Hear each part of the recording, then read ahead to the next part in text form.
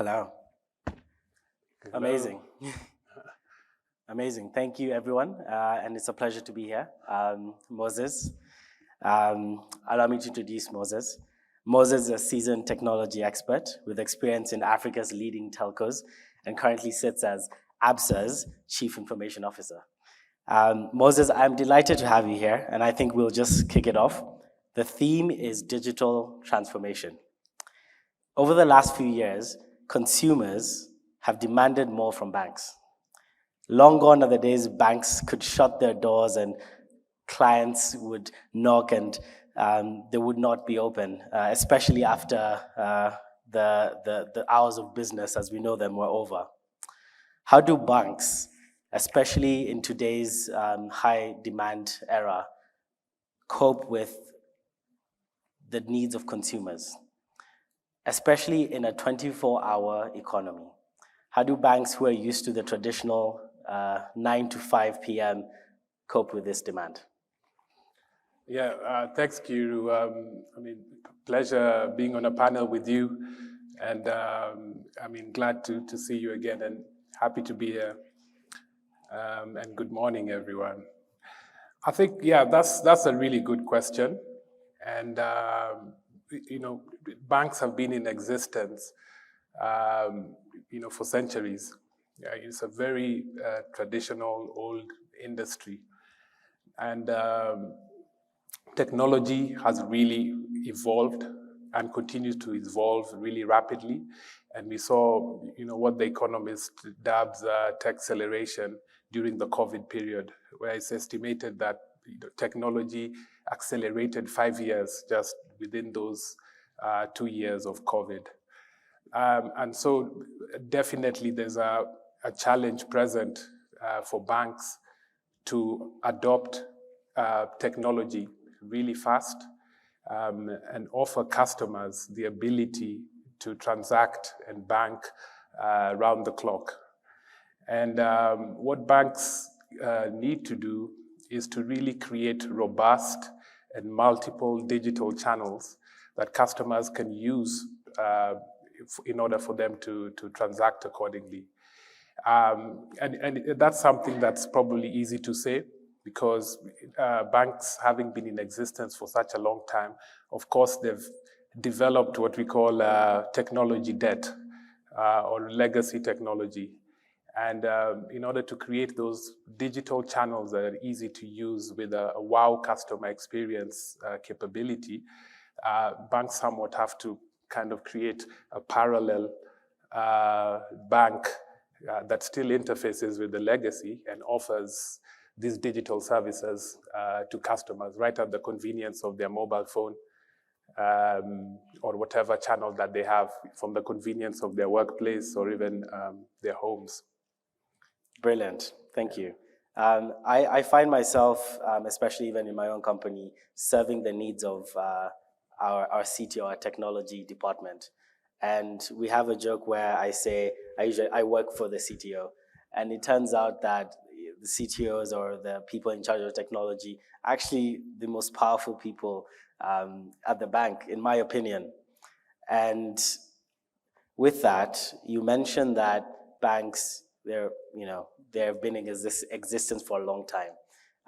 And we like to say that sometimes elephants can dance, they can be agile. So what challenges do you have making, dancing around this new technology wave? Yeah, Kiiru,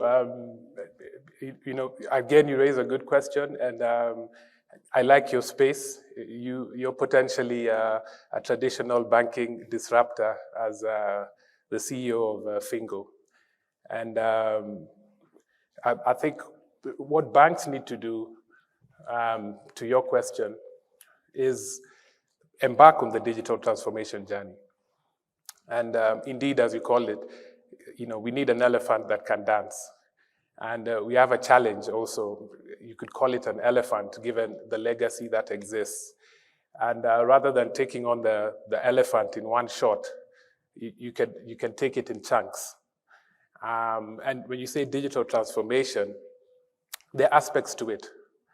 And so a bank will typically take the journey of being a digital immigrant, because it's definitely not a digital native. And you look at various layers. So you look at digitization. What are those hard physical information?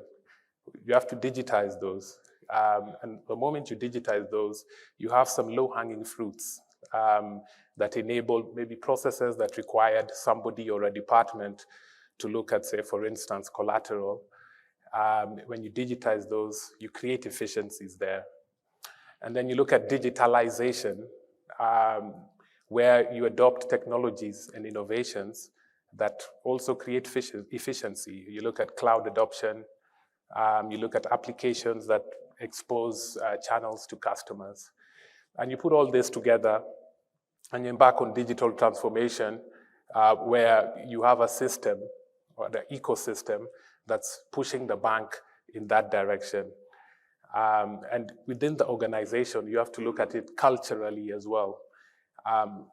You enjoy the institutional experience that the individuals who have been in the banking industry for a long time bring to the table, but you also uplift them and empower them with digital skills and agile skills, so that you can bring that together and find that sweet spot that can really propel the bank in a nice, sustainable way.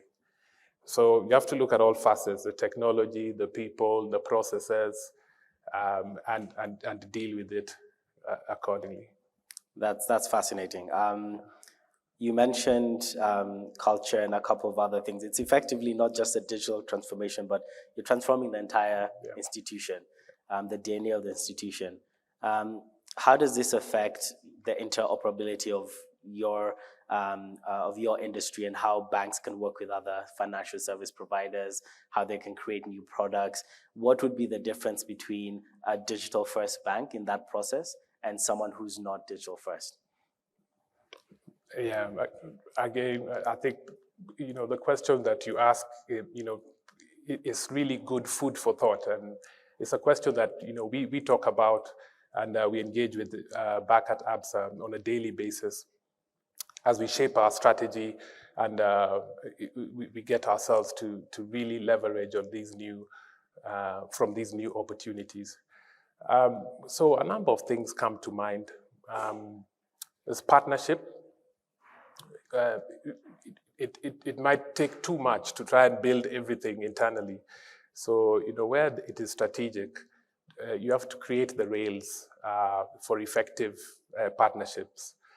From a technology perspective, we target to create that platform that really makes it easy to partner in a secure and sustainable manner with other players, because we do recognize that there are those digitally native fintechs that are coming up. We also have our assets as a traditional bank, and we find a sweet spot where they could benefit from our assets, and we could also benefit from their assets and their fintech way of operations. And so from a technology perspective, we establish that platform that can enable easy integration and expose that to customers and offer those services to customers, such as things like KYC, credit capability. So we seek to do that. And then in some spaces where we find that we are progressing well with regards to our digital transformation and acceleration, we try and insulate that from the legacy bank and really offer customers that seamless experience, that digital experience, and create a cadence of continuous improvement, continuous feature exposure to continue wowing customers. Amazing. I just want to touch a bit on culture. So if you have seen neobanks or digital first banks across the world, you'll know that the team that usually builds digital first banks and the team that builds traditional banks are actually very different people. For example, J.P. Morgan Chase in the U.S. took about 30 years to get to 60 million users, whereas similarly, a digital first bank in the US called Chime or Venmo, I don't know if you've heard of any of those, or Cash App, they each took about 6 to 7 years to achieve the same milestone. So there's a level of speed, there's a level of differentiation that happens in pure digital banks. And arguably, there's a level of transparency and customer centricity that digital first banks bring that challenges traditional banks.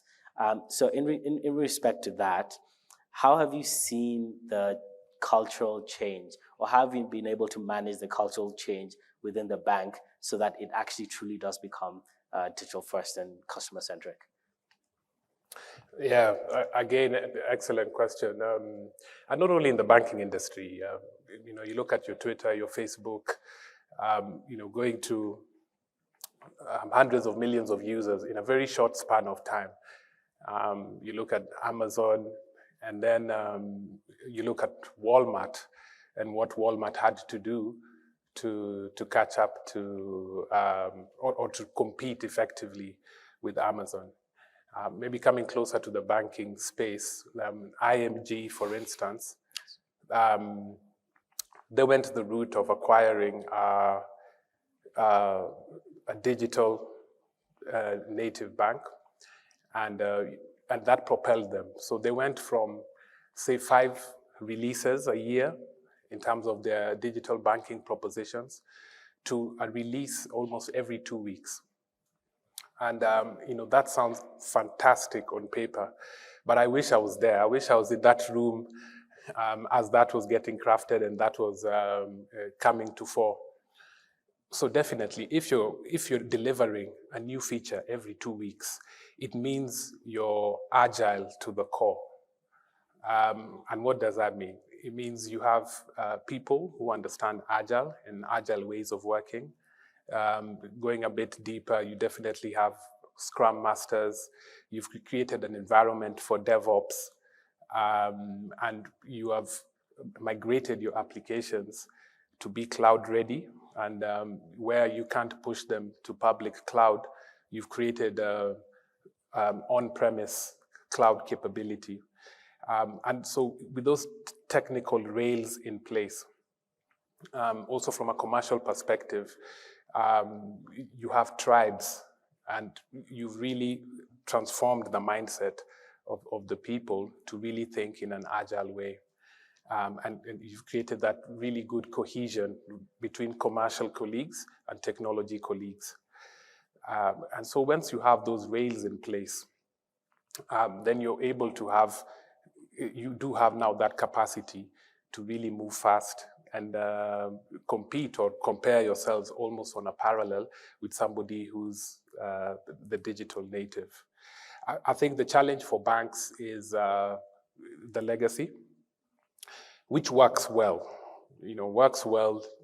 to take care of the bread and butter or of the traditional business. The challenge for banks is how do you evolve that? How do you evolve that in a seamless manner and keep it abstract from customers? And there are various ways and means to do that. And you have to do it in a way that also does not disrupt the traditional business. I think it's a very exciting and interesting journey at the moment. I personally am loving it. With also the experience that I have from my telco background, and the Dr. Nabufo mentioned earlier how Kenya, or Africa for that matter, there's such good adoption of mobile telephony. It's a good space for us to really create that capability and bring it right to the handset of customers. So we also have to think about it with that dimension as well. That's incredible. So you're not just a CIO, you're actually kind of a cultural curator as well for the bank and the institution. Yeah, nowadays they ask a lot of CIOs and technologists, and I think that's why I think in the technology space, also seeing the tech acceleration during COVID. I think working in the tech space is quite satisfying and fulfilling, looking at the value that it brings to society. Creating technologies that are accessible to the masses, not only your Kiirus who have your latest iPhone, but your Moseses with their feature phones. I think is a really good thing to bring banking right to the doorstep of everyone. Excellent, and that brings me to my next question, which is all of this we do in technology and in banking is actually to serve the end consumer. How should the end consumer, the retail user, the person banking, how should they expect their experience to be transformed? How should the digital transformation process impact them ultimately? And what does that also mean to the underserved, the people who are hard to reach, the people who don't have easy access to financial services and banks? What should they expect now that digital transformation is coming? So I had a former boss who used to say, so during that time, I used to look after technology operations. And he said to me, Moses, can it be magic? I mean, why does the customer need to be aware that there's latency? Why does that circle need to go round and round or the hourglass before they can transact? And he said, why can't we aspire for it to be, the customer only needs to think it for it to happen. And that has stuck with me. So I think from an empowered customer perspective, the expectation is that they should have a wow experience.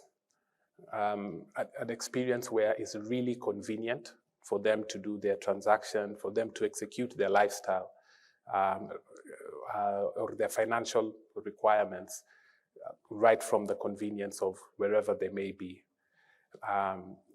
For the masses who unbanked, as you say,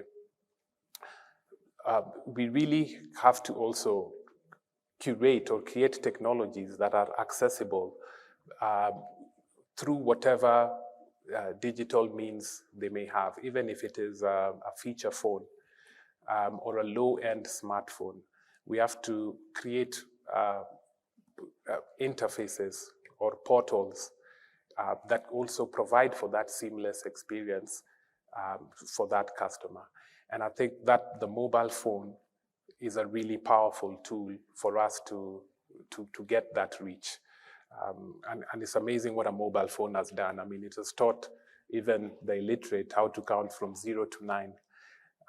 And I think with that capability, that realization of what that has done for the masses across the world, then it's a great opportunity as we think about how we curate these technologies and how we ensure that they're accessible.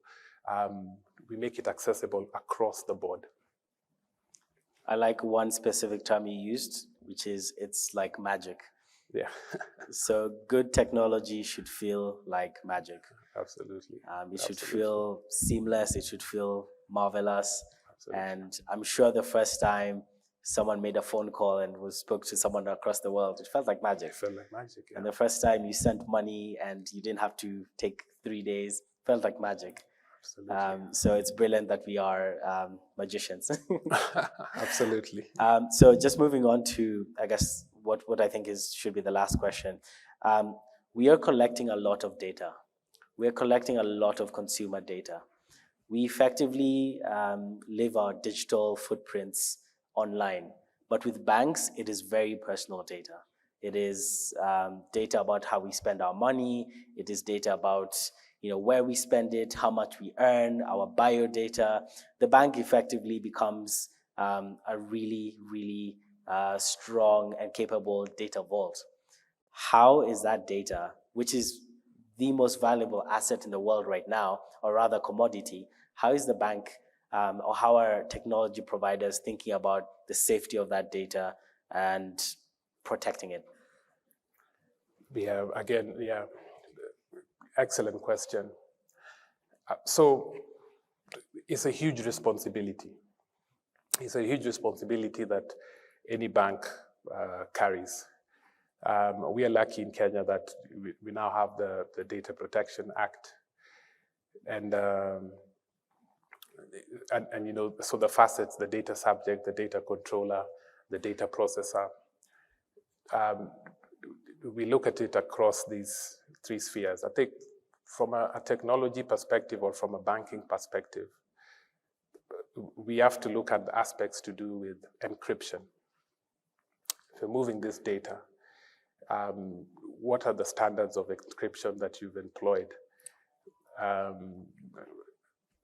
And then also from an online profiling perspective, you talked about customer or consumer behavior. You have to get consent.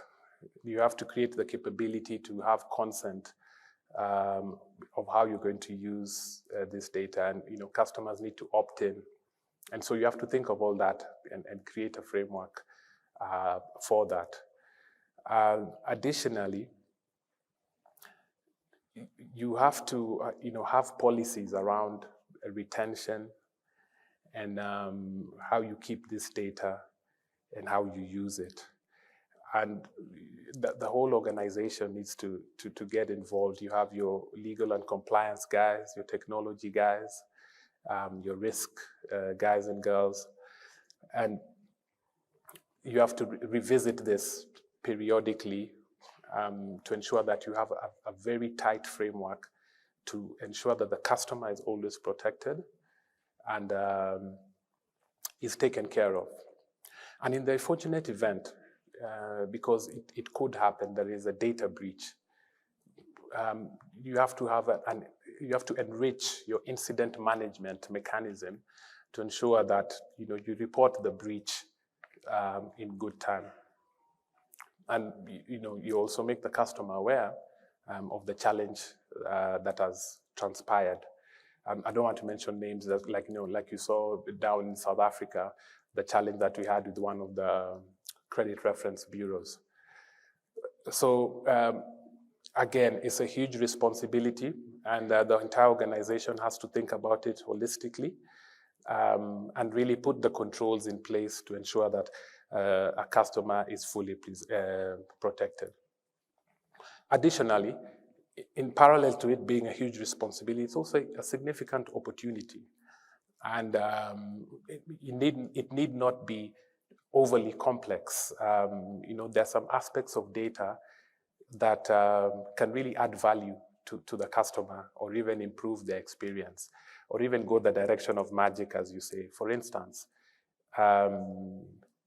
if I could have the data that when you do your mobile banking transaction, you typically, you know, look at your transaction history or send money to so-and-so, and I could create some intuitive interface or intuition in the interface such that I don't present to you the full scope of the application or the portal whenever you log in or you interact, but I create for you shortcuts that create for you that convenience.